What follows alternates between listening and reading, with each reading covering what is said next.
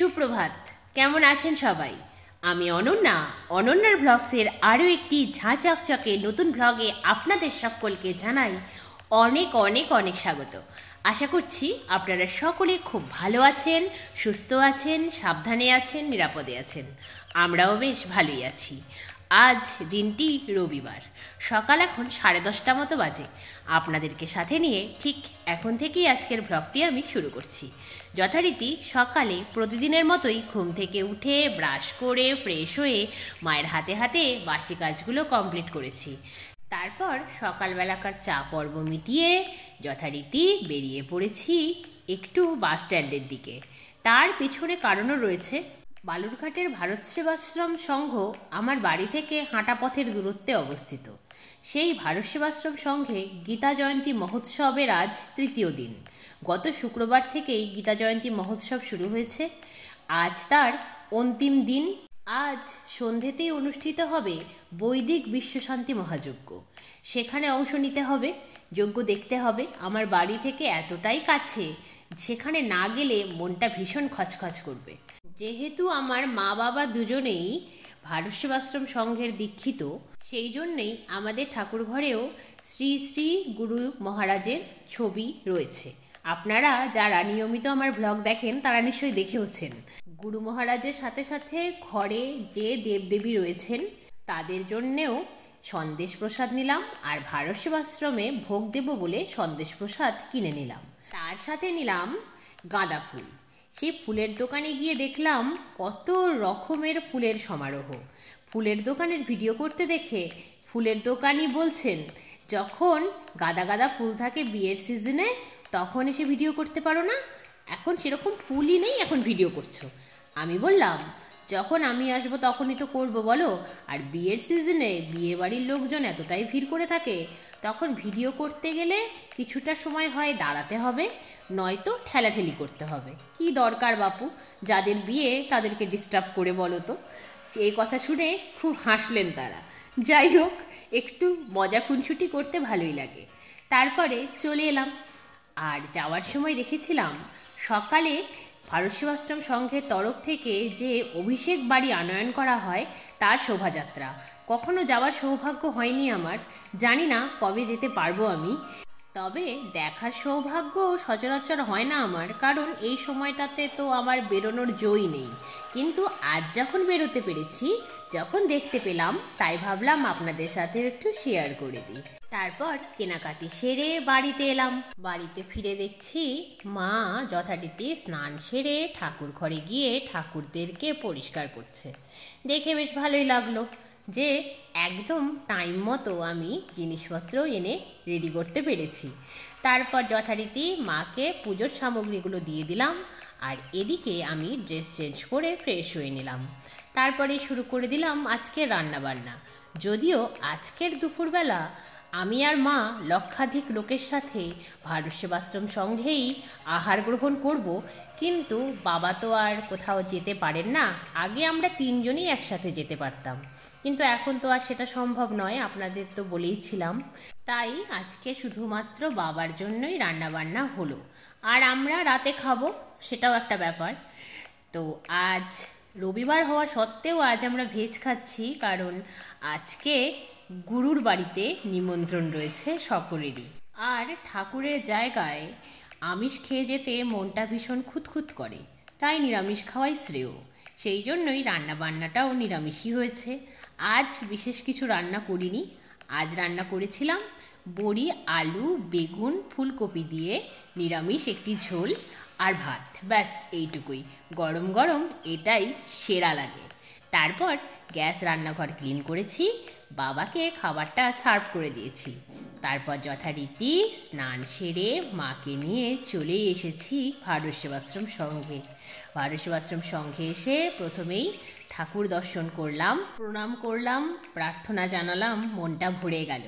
তারপর ভোগ নিবেদন হতেই চলে এলাম যেখানে লক্ষাধিক মানুষ একসাথে এক পংক্তিতে বসে আহার গ্রহণ করছেন। সেখানে এসে নিজেদের রোটা ঠিক করে বসেই পড়লাম। যথারীতি চলে এলো গুরুর বাড়ির প্রসাদ। এই প্রসাদ হয়তো আহামরি কিছু নয়, তবে এই প্রসাদের যা স্বাদ তা বাড়িতে ভুনি খিচুড়ি রান্না করে খেলেও আপনি পাবেন না।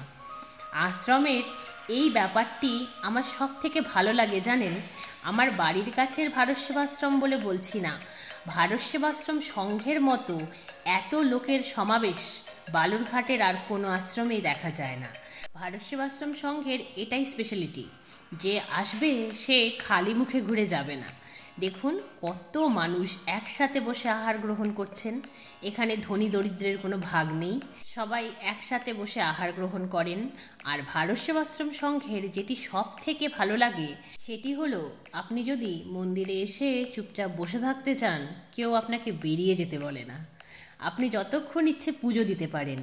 আর 5টা মন্দিরের মতো এখানে তাড়াহুড়ো নেই, সবাই পুজো দেন সিস্টেমেটিক্যালিভাবে, কিন্তু তাড়া দেন না কেউই। এই ব্যাপারটি জাস্ট মন ছুঁয়ে যায় জানেন। এখন তো প্রতিটা মন্দিরেই তাড়াহুড়ো, হুড়পাড়াপাড়ি, এত সিস্টেমেটিক কোথায় হয় আর। কিন্তু ভারত সেবাশ্রম সংঘে এটি হয়, যা মনকে প্রশান্তি দান করে। তাই সচরাচর আসা হয় না আমার ঠিকই, আমি এলে আপনাদের তো ব্লগে দেখাতামই। আমার বাড়ির খুব কাছে, তবুও আমার আসা হয় না, কারণ আমরা যে গৃহী, আমরা যদি ত্যাগী হতাম আমরা ঠিক আসতে পারতাম। কত দূর দূরান্ত থেকে মানুষ আসে বলুন তো, কিন্তু আমারই আসা হয় না। কি জানি কেন আসা হয় না, কিন্তু এলে যে কি প্রশান্তি লাভ হয় শুধু যে আসে সেই বুঝতে পারে। দেখুন আপনাদের সাথে গল্প করতে করতে আমাদের আজকের গুরুর বাড়ির প্রসাদ পাওয়া হলো, তারপর গুরু মহারাজের পুজো দেখারও একটু সৌভাগ্য মিলল। এবছর 47তম গীতা জয়ন্তী বর্ষ উদযাপিত হচ্ছে বালুরঘাটের ভারত সেবাশ্রম সংঘে, যেখানে এই বছর গুরু মহারাজের পূর্ণাবয়ব মূর্তি পূজিত হচ্ছে। এতদিন মূর্তির জায়গায় একটি বিশাল আকারের গুরু মহারাজের ছবি ছিল, সেখানেই পূজিত হতেন তিনি।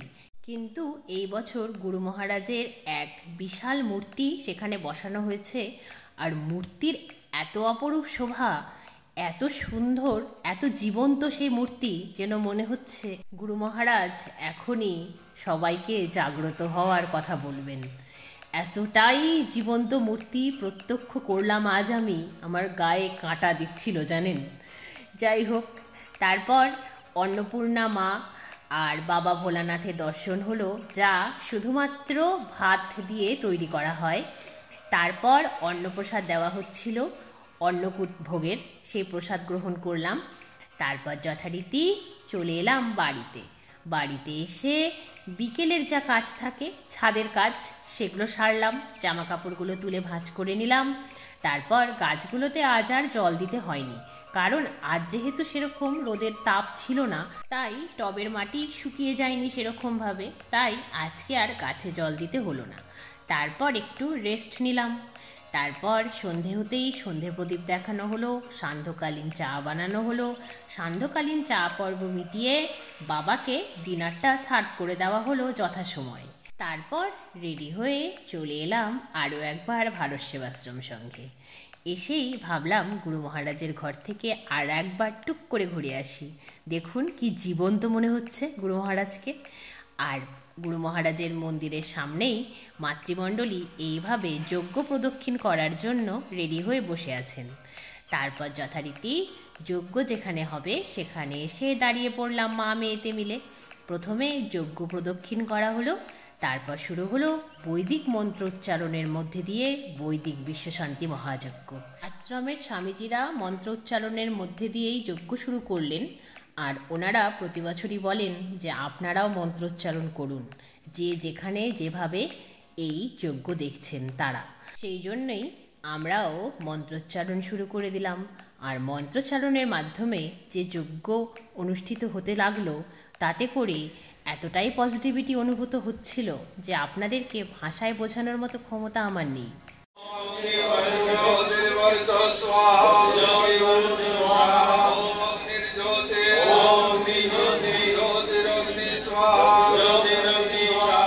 এই যজ্ঞ অনুষ্ঠান বেশ ছোট্টবেলা থেকেই আমি মা বাবার সাথে এসে দেখতাম। প্রতি বছর যজ্ঞ অনুষ্ঠান চলছে, আমি একটু একটু করে বড় হচ্ছি, এখন যেন আরো বেশি পজিটিভিটি পাই।